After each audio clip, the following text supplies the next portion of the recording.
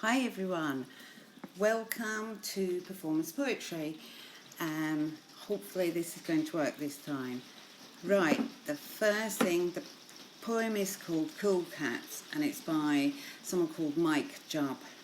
This is one of my most favourite poems because it's quite funny. It is rhyming, but you'll see why that makes a difference to the poem. I'm sure you're going to enjoy it. I will try and read it as best I can to you. Here we go. Cool cat. Well, I'm a cat with 9 and I'm in my prime. I'm a Casanova cat and I'm feline fine. I'm strolling down the street in my white slipper feet. Yeah, all the little lady cats are looking for a treat. Because I got style, I got a naughty smile. I'm gonna cross this street in just a little while. To be with you, to be with you, to be with you, to be with you. Got grace, you got a lickable face. I'm gonna love you and leave you and you'll never find a trace.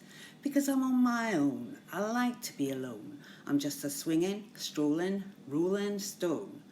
But it's your lucky day, I'm gonna pass you away. I can spare a little lovin' if you wanna stop and play with me, play with me, play with me, play with meow. My, I got a twinkling eye. I'm gonna cross this street, so don't you be too shy. But what's this I see coming straight at me? It's a crazy car driver trying to make me flee. So I look up slow, just to let the man know that I don't go any faster than I really wanna. Shh! Well, I'm a cat with 8. I guess he couldn't wait. But I'm looking good and I'm feeling great. Okay, hope you enjoyed that. I'm sure you can do a better job of that. Try reading that to your parents. Get your parents to read it to you. It is brilliant poem. Love it. On the next one, it just says here, look at the rhyming words and the scheme, and it's really just looking at all the words that rhyme. I think the rhyming words are brilliant in this, and the poem wouldn't be the same without them. But can you list all the rhyming words? Have a look. He's used some really good language. Now, cool cat to me is a tomcat. A tomcat's a male cat going out. He's in his prime. Find out, what does prime mean? He's wandering around the street and he thinks he's it. Hence Cool Cat as the title. Brilliant. So he thinks, oh, see if I can find some females. And have a look at, see why they say to be with you, to be with you, to be with you. And how many females is he looking at? So why would the poet use feline fine? So think about that. We've done quite a bit of this in class. So what does the word feline mean? Circle any alliteration you can find in the poem. Also, after that, look at all the informal language used, e.g. gonna. If you said that in class, I'd say, excuse me, what is it, gonna? No, you'd have to tell me the proper thing, which is going to. In this poem, they've used lots of informal language, but I don't think it'd be the same if they didn't. So write down how they should be written formally. The one above's been done for you, gonna, it should be written going to. If you try and read it with the formal language, it won't sound the same though.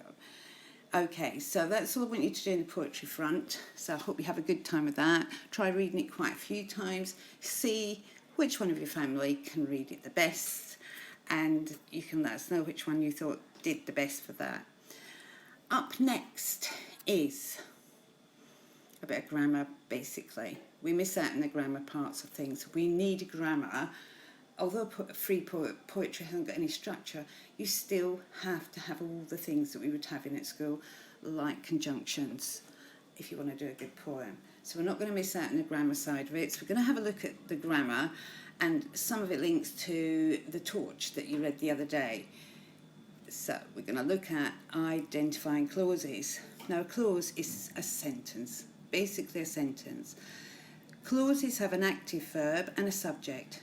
They make sense. So the first one is Mum went out, the subject is mum, the verb is went.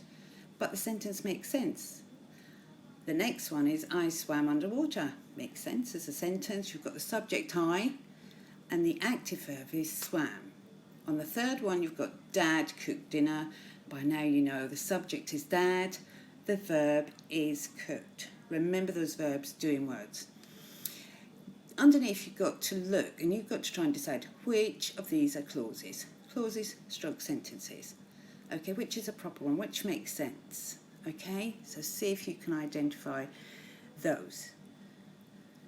Conjunctions are joining words. They help add more detail by joining new clauses, explaining when or why something has happened. Perhaps your parents know them as connectives because that's what they used to be called. So connectives, conjunctions, it's still the same.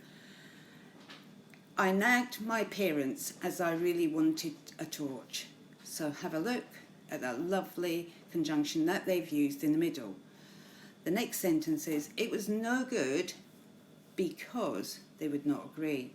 So that lovely connective, it's joining two sentences together or two clauses together. I was really excited when Dad gave me a torch. So when, I was really excited makes sense on its own. Dad gave me a torch makes sense on its own. But they're two separate sentences, so you can make them one expanded sentence by saying, I was really excited when Dad gave me a torch. Just makes your writing much more interesting. The next one is, while I swam underwater, the torch broke. Well, we can see it's a fronted adverbial, so you're going to put while I swam underwater, so it's a time adverbial, you will put a comma in, then say the torch broke. So while I swam underwater, the torch broke. It's that pause. So have a look at that one. This one is using conjunctions to add clauses. So using a conjunction to add sentences. So here are some more clauses. The second clause gives more information about the first. So I filled the bath water before I climbed in and switched on my torch. Next, I was disappointed as my birthday torch was broken. My dad was cross after I told him about the torch. So it's which conjunctions could you use to join them? Is it just those conjunctions or can you think of some others? Right, the last slide are is using conjunctions to add clauses. Here are some more main clauses, so main sentences. We can add a subordinate clause before or after the main clause. So the man in the shop was puzzled because, and you write your own clause. So then you write your own clause, as my torch had already broken. Write your own clause until he took it in the bath. So this is some work for you to do on some grammar, and have a look back at Cool Cat. Brilliant poem, makes me smile, makes me laugh. So have a go at that and enjoy. So well done. Speak to you soon. Bye.